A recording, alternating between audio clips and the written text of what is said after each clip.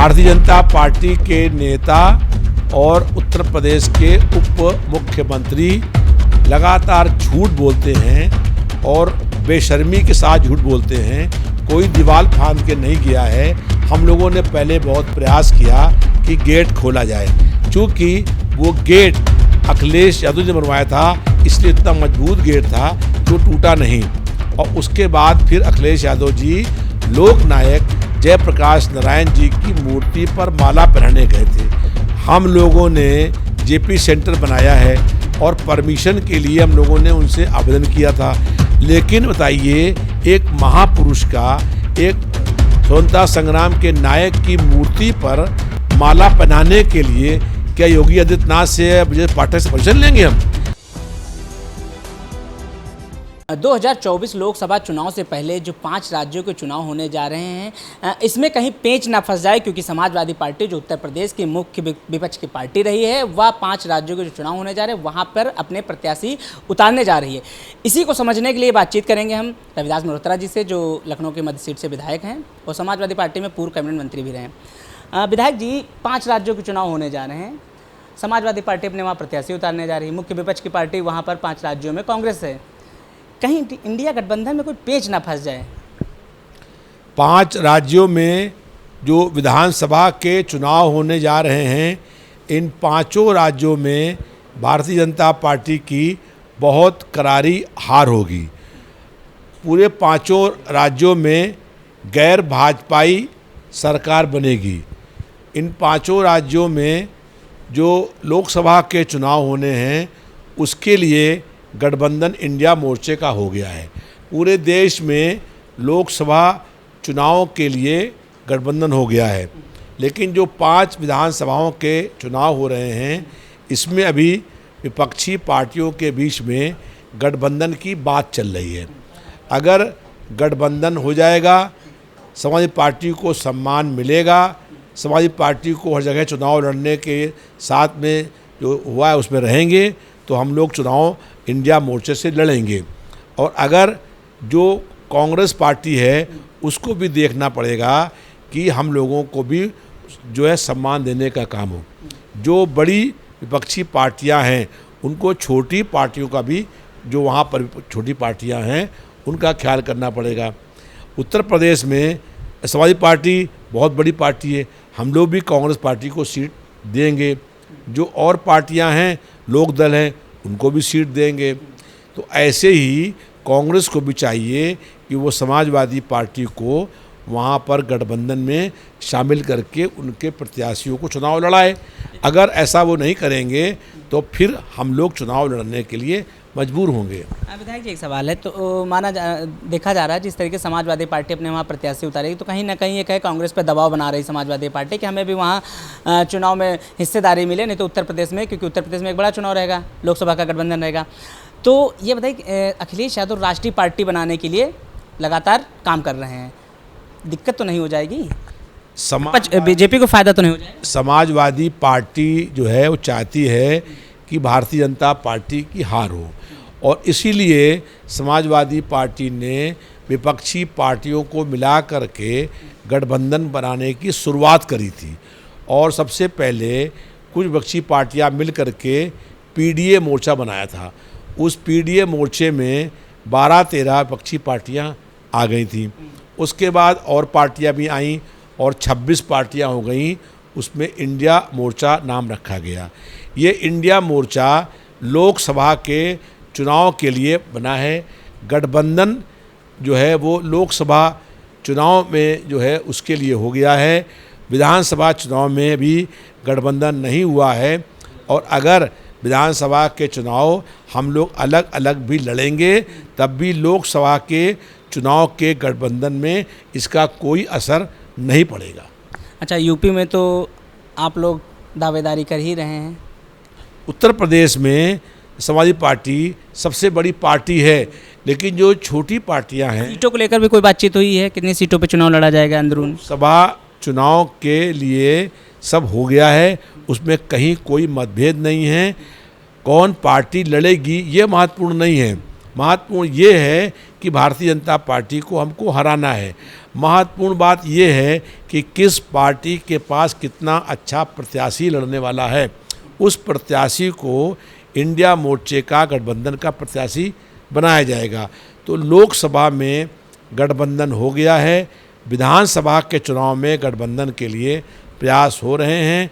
अगर जो कांग्रेस पार्टी उस पर राजी हो जाएगी तो गठबंधन हो जाएगा, नहीं तो फिर समाजवादी पार्टी जो है विधानसभा चुनाव लड़ने का काम करेगी। अच्छा, विधायक जी का आखिरी सवाल है, आज आप लोग जयप्रकाश नारायण की जयंती मनाने गए थे JPNIC पे, जिस तरीके से अखिलेश यादव दीवार कूदकर अंदर गए हैं, उत्तर प्रदेश के डिप्टी CM हैं ब्रजेश पाठक, उन्होंने बड़ा तंज कस दिया है कि समाजवादी पार्टी है, अराजकता और गुंडाई के लिए जानी जाती है। आज जिस तरीके से ये किया है, उन्होंने साफ तौर पर बता दिया है कि वो पार्टी कैसी है। भारतीय जनता पार्टी के नेता और उत्तर प्रदेश के उप मुख्यमंत्री लगातार झूठ बोलते हैं और बेशर्मी के साथ झूठ बोलते हैं। कोई दीवार फांद के नहीं गया है।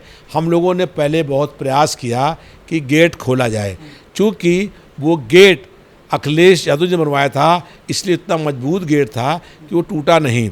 और उसके बाद फिर अखिलेश यादव जी लोक नायक जयप्रकाश नारायण जी की मूर्ति पर माला पहनाने गए थे। वो माला पहनाने के बाद लौट करके आ गए। इसमें कहीं अरास्ता हुई और ना इसमें कहीं कोई वो हुआ। अगर जो स्वतंत्रता संग्राम के नायक थे और जब जवाहरलाल नेहरू जी प्रधानमंत्री बने थे तो उन्होंने लोक नायक जयप्रकाश नारायण जी को अपना डिप्टी PM बनाया था, लेकिन उन्होंने डिप्टी PM पद का पद स्वीकार नहीं किया था।